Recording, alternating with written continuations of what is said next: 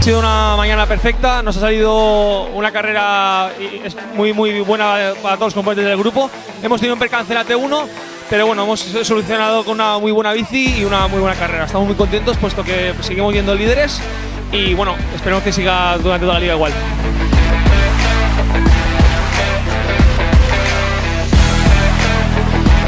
La prueba ha sido una prueba muy rápida, muy amena, ha habido una animación espectacular.